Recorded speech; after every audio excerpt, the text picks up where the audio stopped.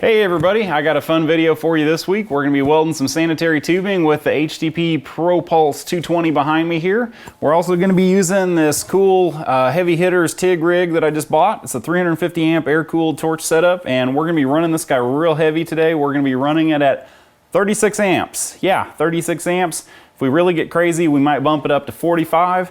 And if you stay tuned to the end of the video, I'm going to show you something really cool running this guy off of. All right, I got the ProPulse set at about 65 amps. I'll typically tack about 65 amps, and then if I'm walking the cup, I'll run anywhere between 36 and 48 amps.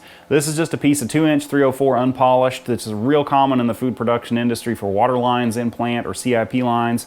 We're gonna go ahead and tack this up. I don't use any kind of alignment clamp. I just use my hands, and I typically will wear these, light gloves so I can feel if there's any high-low.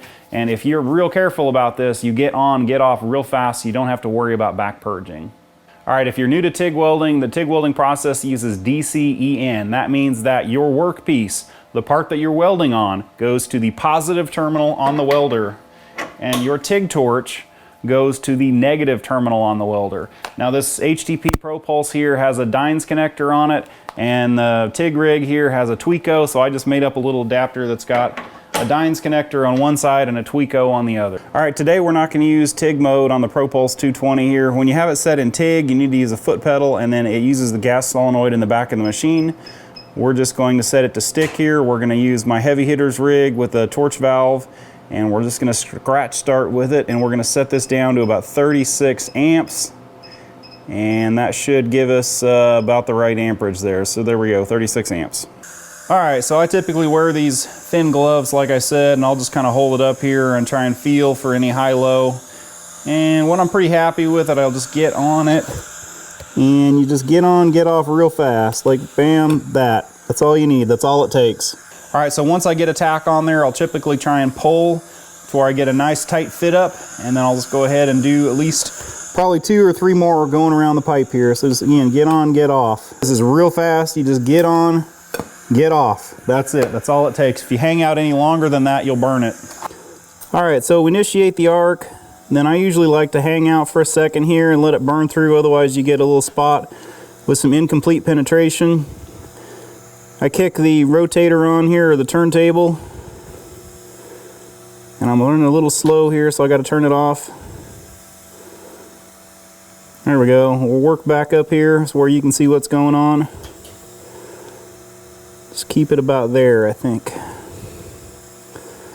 Just walk it back and forth. Don't need to get in a big hurry.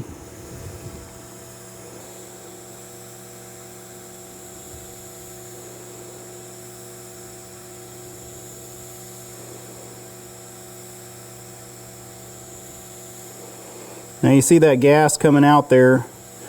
Right in there, I got a little bit of a gap. I just used some saw blocks and a porta-band, and that is the gas coming out of the gap there.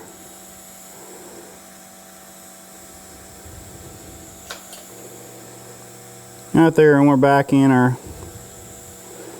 part that we welded on again. Now here at the end, we'll just speed up. Boom. All right, not my best work, not my worst. You get the idea. It turned out pretty decent. The inside looks pretty good. All right, I hope you guys enjoyed this video, and more importantly, I hope you got something out of it. Really, as long as you have a really good fit up with sanitary tubing like this, you shouldn't have any problems.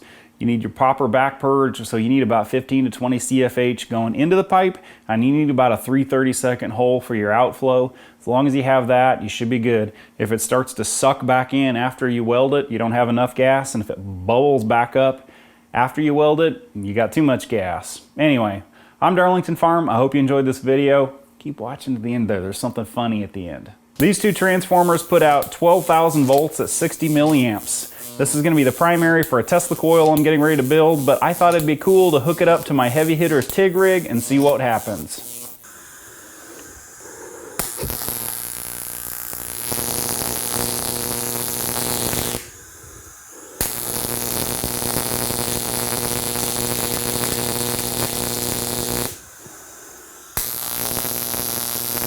Okay, that's actually really cool, but if this breaks down and arcs to me, it's gonna kill me.